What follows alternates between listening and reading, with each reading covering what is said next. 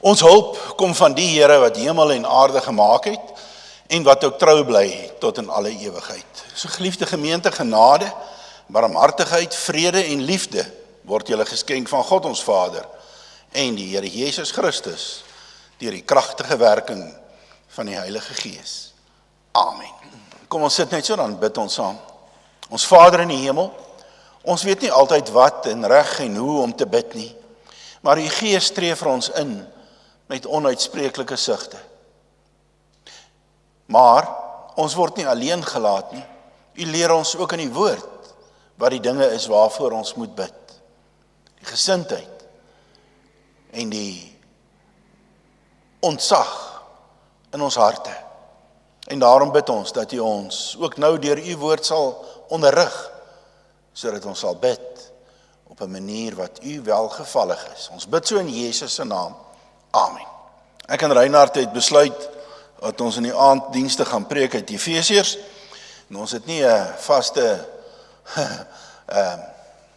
preekskedule gemaak nie.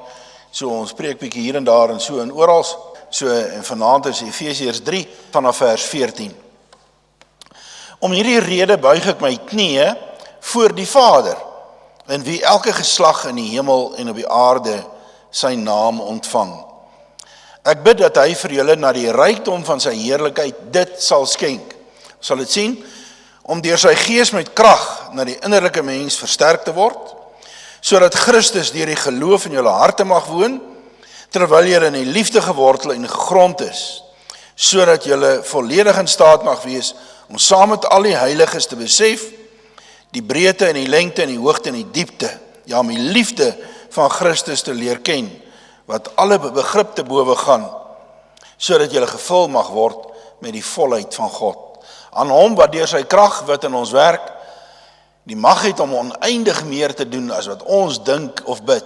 Aan hom kom toe die heerlikheid in die kerk en in Christus Jesus deur al die geslagte heen vir ewig en ewig. Amen. 14 en 15, om hierdie rede buig ek my knieë voor die Vader, van wie elke geslag in die hemel en die aarde sy naam ontvang. So geliefdes, in ons teksgedeelte, hierdie wat ons nou gelees het, kry ons eintlik 'n tweede gebed wat Paulus bid vir die gemeente in Efese. Die eerste een is in hoofstuk 1 vers 15 tot 23 en die ander is dan nou hierdie gedeelte. In hierdie gebed, hierdie tweede gebed, sien ons eintlik Paulus ek wil dit noem, sy bewustheid van God wat groot is. God se grootheid, sy glans, sy almag. Hy is eintlik half oorweldig deur God se grootheid. Hy beleef in sy innerlike wese iets van die omvang van die mag, die glorie, die heerlikheid, die genade van die grootte God. Dit is sekerlik so dat geen mens regtig waar God in al sy grootheid en liefde en omvang kan begryp nie. Hy is baie groter as ons. Maar kom ons kyk vanaand of ons saam met Paulus ietsie kan verstaan en ervaar en begryp van hierdie grootheid van God wat hom op sy knieë bring. Die gedeelte begin met 'n daarom in vers 14, 3 vers 14, daarom kniel ek voor God die Vader. Maar hierdie gedagte wat hy gaan, as jy sê daarom, dan beteken dit ek het nou iets gesê en daarom. So hierdie daarom in vers 14 het eintlik al in vers 1 begin. Want in vers 1 sê hy daarom bid ek. En nou kry ons in 3 vers 14 weer daarom kniel ek. So daar was iets wat wou gemaak het dat Paulus sê daarom, en daardie daarom het dan teruggewys na iets wat hy in hoofstuk 2 gesê het.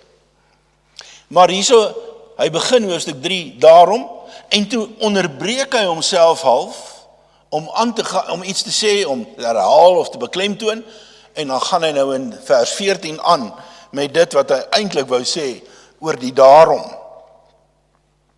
En dan noem hy self in vers 3 van hoofstuk 3, noem hy self wat die ding is waaroor hy wou sê daarom. Hy wys vir onsself terug, ons noem dit mooi, die antecedent, dit wat vooraf gegaan het, wat die inhoud is van daardie daarom. En hy sê in vers 3, dit is 'n geheimenis of 'n misterie.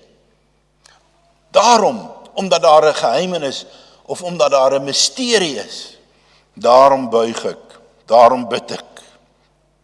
Nou die woord misterie word in die Nuwe Testament meermale gebruik om iets te verduidelik of te sê wat God nou in die Nuwe Testamentiese tyd bekend gemaak het. Iets wat nog nie voorheen bekend was nie. Dis eintlik 'n nuwe openbaring wat God gee. En nou is daar aan hierdie misterie, kom uit hoofstuk 2 na vore, in hierdie misterie is daar eintlik twee kante of twee aspekte. Dis 'n dubbele misterie. Die eerste daarvan is dat mense wat tevore dood was, nou lewe. Dis wat hoofstuk 2 vers 1 tot 10 oor praat. Daar was mense wat die skyn gehad het dat hulle lewe. En hulle was eintlik soos winkelpoppe. Ek het een keer in 'n winkel, 'n klerewinkel wou vir iemand vra vir raad, en toe ek begin praat, toe is dit 'n pop, 'n winkelpop. So jy kan na 'n winkelpop kyk en dink amper dis die regte ding, maar sien, of hulle lyk soos mense, maar hulle is geestelik dood, vasgevang in die web van die ou sondige mens. Maar het Paulus sê, nou saam met Christus, die Here, hulle weer lewend gemaak. En dis 'n wonderwerk. Dis 'n gawe van God, vers 8 en 9. Dis geen verdienste nie, dis genade wat gegee word. Die drie gees, gawe, genade, geskenk. So dis die eerste deel van die misterie. Dit is wat maak dat hy wil bid. Dit is wat maak dat hy wil kniel. Maar die tweede deel van die misterie word in hoofstuk 2 vers 11 tot 22 uitgelig. Die Efesiërs was voorheen bekend as wat genoem word onbesnedenis, heidene, onrein. Hulle was nie deel van die volk Israel nie, hulle was nie deel van God se volk nie. Hulle was uitgesluit uit die godsvolk, uit die burgerskap van God. Hulle was verag, was op neergesien. Hulle was gesien as honde. Maar nou, in Christus, dis die misterie, is daar die mense wat voorheen heidene genoem was, nou ook een gemaak met God se volk. Die vyandskap is opgehef, die middelmuur van skeiding is afgebreek, en saam maak al hierdie gelowiges, sodat ons het verlede week gesien, 'n nuwe en 'n heilige tempel, 'n lewende tempel vir die Here. Hoofstuk 2 vers 22. Ekskuus julle. Die gelowiges in Efese is nou lede van die huisgesin van God. En deur die Gees het hulle ook vrye toegang tot die Vader. Dis vir Paulus 'n misterie. Onthou nou, hy was hierdie fariseer en hy het gewerk vir die Israeliete, vir die Jode. Hy het gesê, ons is die spesiale volk. En toe kom hy tot die besef, God openbaar het aan hom. Die heidene, die onbesnedenis, kry ook by my genade. En geliefdes, hierdie misterie geld natuurlik vir ons ook. Ek en jy was ook dood in ons sondes. Ons was vasgevang in die web van die Satan. As jy in die spieël gekyk het, het jy 'n dooie mens gesien. Maar deur God se genade, deur die geloof, is ons ook nuut gemaak. Jy wat hier sit, ek en jy, ons is nuut gemaak, ons is vrygemaak, ons is bevry. Maar ook nog, boonop, net soos die Efesiërs is ons gelowiges uit die heidene nasies, tensy een van julle 'n Jood is, 'n undercover Jood. So, ons is deel van die heidene nasies wat nou ingevoeg is in die huisgesin van God. In Romeine 11 het so 'n mooi beeld, ek weet nie of mense mooi kan sien nie, maar daar staan dat Israel was die ou olyfboom, maar daar is sekere takke uitgekap en daar's 'n wilde olyf se takke ingeplant. En dis ons. En ons is nou deel van hierdie boom van God, hierdie kerk. En in hierdie kerk is Christus die hoeksteen, 'n lewende tempel. En dit is hieroor. Dit is die misterie wat maak dat Paulus op sy knieë val en wil sê, Here, dit is ongelooflik wat u doen. Ons is verwonderd. Wie ver was, het naby gekom, en wie dood was, lewe nou weer. Ek hoop jy kan saam met my ook bietjie in verwondering staan oor God se genade. Lyke wat lewe, mense wat ver van God was, vervreem was, wat nou een is met God se volk. So om hierdie rede sê Paulus, wil ek nou in gebed neerkniel in aanbidding. Kniel behoort, gedeeltelik miskien, of volledig, vir ons die idee te skep van 'n onderdaan wat kniel voor sy troon, die troon van sy koning. En dit is inderdaad, ek wil neerkniel, ek wil bid, ek wil kniel voor die koning, sê, God is groot, hy is die almagtige koning, en hy het die scepter van sy genade na ons toe uitgesteek. En ons kan slegs in dankbaarheid voor die koning, want dit is aan wie elke geslag in die hemel en aarde sy naam ontvang. Dis die grote koning van die heelal. Maar weet jy, dan sê hy nie, ek wil neerkniel voor die koning nie, hy wil neerkniel voor die Vader. Hierdie grote God is ons Vader. Hy is 'n koning wat ook Vader is. Hy is die Vader van die nuwe mensheid, hy is die Vader van die kerk, die Vader van die gemeenskap van die gelowiges. Hy is die Vader van hulle wat Christene genoem word. Ja, God is koning, die hemelse koning, maar hy maak homself bereikbaar, hy bring homself naby, hy word ons Vader in Jesus Christus, en daarom leer Jesus ons ook bid, ons Vader wat in die hemel is. So wat is die inhoud van hierdie gebed wat Paulus daar nou aan die God en Vader van ons Here Jesus Christus opdra, aan ons God? Ek bid dat hy deur sy gees uit die rykdom van sy heerlikheid sal gee. Uit die rykdom van sy heerlikheid. Ja, gedink, die rykdom van sy heerlikheid. God se grootheid, dis waarvan ons praat. Sy heerlikheid, sy grootheid, sy almag. Iemand het hierdie beeld een keer gebruik. Ek onthou dit nou al lank. Sê nou maar die rykste persoon in die wêreld vat jou na 'n klerewinkel toe. Hy sê, kry vir jou wat jy wil hê. Of na 'n karwinkel toe, 'n motorhandelaar. Of hy vat jou na 'n restaurant toe, die grandste, mooiste, wonderlikste, fantastieste restaurant in die wêreld. Hoeveel Michelin sterre sal hy sê? Ek weet nie, is daar 6? Ek weet altyd van 5, maar maak nie so. En wat bestel jy? Vis en chips. Jy gaan ons nie dit doen nie. Jy gaan ons vat wat, het jy al gesien op die spyskaart, daai goeders wat sê SQ. Staan iets, vra vir 'n quote. Die Q staan vir quote. Want dit is so duur dat jy nie sommer moet bestel nie, jy moet eers seker maak jy kan dit bekostig. So, rykdom van sy heerlikheid. Maar as jy saam met God aansit, om uit die rykdom van sy heerlikheid gevoed te word, dan gee jy nie om vir die prys nie.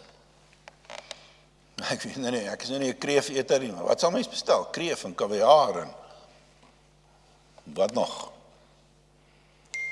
So die beeld is eintlik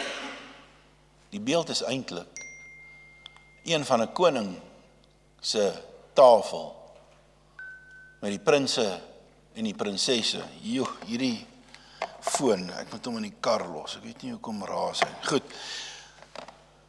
Die beeld is van 'n koning se tafel, en die prinse en die prinsesse daar rondom. Die Vader koning se tafel. En op hierdie manier kan ons put uit die rykdom van sy heerlikheid. Ons kan die allerbeste by hom kry. Is dit nie tragies dat ons die Here eintlik so baie keer beperk in ons denke en ons gebede tot wat ons kan dink? Want hy's groter as enigiets wat ons kan dink of vra. En ons gebede is maar eintlik so 'n bietjie gerig op onsself en persoonlike korttermyn dingetjies, né? Maar in God se rykdom is daar geen grens nie. By God is daar oorvloed en ons mag vra. Wat kan ons dan tap uit God se oorvloed? En wat mag ons vra? Paulus sê hierso, daar's 4 dinge. In die eerste plek, 4 geestelike sake. Krag om innerlik versterk te word. Geliefdes, wie van ons het dit nie nodig nie? Om innerlik sterk te word. Innerlike krag. Ons kan dit in oorvloed by hom kry as ons net vra. Hoe dikwels storm hierdie wêreld nie op ons af nie, né? Hoeveel keer voel ons nie oorweldig nie? Struikel ons soms. Ons word meer gesleer, ons voel ons gaan verdrink, ons gaan versuip in die see van die mensdom. Daar's teëspoed wat op ons pad kom, daar's versoekings. Ons raak bang, ons raak kleinmoedig. Ons dreig om weer soos dooie mense, soos winkelpoppe te begin lyk en op te tree. Soms verloor ons die wil om sterk te staan. Maar God het 'n onuitputlike bron van krag wat ons innerlike mens kan sterk maak. In plaas van om jou eie planne te maak wanneer die storms van die lewe op jou afstorm, bid om innerlik versterk te word. Tweedens sê hy, bid hy dat Christus deur die geloof in julle harte sal woon. Geloof, broers en susters, is juis die onderskeidende kenmerk teenoor ongelowiges. En dit laat ons deel in hierdie misterie van God. So Paulus bid dat hierdie onderskeidende kenmerk altyd deel sal wees van jou lewe, van my lewe, van sy lewe, jou lewe, ons lewe. In Judas 20 staan daar, julle geliefdes moet egter voortgaan om julle lewe te bou op julle allerheiligste geloof. Bid altyd deur die krag van die Heilige Gees. Hierdie innerlike, hierdie allerheiligste geloof, dis die mees kosbare ding wat jy het. Geloof in Jesus Christus. Wie hierdie wesenskenmerk loslaat, is soos 'n brander in die see, sê Jakobus 1 vers 6. Hy word heen en weer geslinger, die kant toe, daai kant toe, oral, op en af. Ja, ons weet, geen uitverkorenes sal verlore gaan nie. Maar ek en jy word ook soms vasgevang in die ellendes van klein geloof en geloofstwyfel. En hierdie gebed, hierdie bede sê, dat ons met vrymoedigheid vir God mag vra om ons te bewaar daarvan en daartydens, en om ons in sulke tye op te trek en uit te trek uit die rykdom van sy krag. Derdens bid Paulus, mag julle in die liefde gewortel en gegrondves word. Dit is baie eenvoudig. Die woord wat gebruik word is agape, God se liefde. Die agape is die enigste ware fundament vir die lewe. God se liefde vir jou. Die liefde wat hy gee in Christus. Dit is wat ons die allernodigste het. Want in Christus is daar vryspraak. Dit is liefde wat ons verstand te bowe gaan. Ons kan nie begryp dat God so vrygewig is nie. Maar hy is. Ja, hy gee waarlik waar, ten spyte van onsself. Nie omdat ons so wonderlik is nie. So Paulus bid dat daardie liefde soos 'n banier oor ons koppe sal wees. Dat ons nooit die liefde sal verloor nie. Lief God se liefde vir ons. En vanuit daai liefde vir ons ook die weerkaatsing. En in die 4de plek sê hy bid dat die liefde van God, of dat hulle mag die lengte, diepte, breedte, hoogte en breedte van God se liefde sal verstaan en ken. Wat beteken dit? Die lengte. Hoe lank is God se liefde? Is van ewigheid tot ewigheid. Hy het ons al lief gehad, nog voor die skepping van die wêreld. Hoe diep is dit? Dit is so diep dat Christus van die hemel af afdaal na die aarde toe. Saam met sondaars kom leef, kom sterf terwille van ons. Dis hoe diep hy afdaal. Hy verneder homself. Die skepper wat deurdaal na die skepsel toe. En dan nog boonop ondankbare skepsels. En Paulus weet hoe diep 'n mens kan val. So dis die diepte van Christus, die hoogte. En kyk na die hoogtes waarheen hy ons oplig. Ons is aangeneem as kinders van God. Ons het 'n ewige erfporsie. Ons mag aansit aan die tafel van die Vader. En ons mag deel in sy oorvloed. En die breedte en die wyte, so breed, dat Jood en Griek, vryman en slaaf, man en vrou, almal geakkommodeer word in Christus se liefde. So geliefdes, waarvoor bid jy? Hoe staan dit by jou? Bid jy dat die Here jou sal help om hierdie wonderwerk, hierdie misterie te verstaan? Bid jy vir innerlike krag, geloof in Jesus Christus wat onwyfelbaar vas staan, vaste en standhoudende liefde en begrip en omvang van Christus se liefde. Hierdie dinge is die SQ items op God se menu wat hy vir ons gee. Hy sê vir ons hierso. Daar's SQ.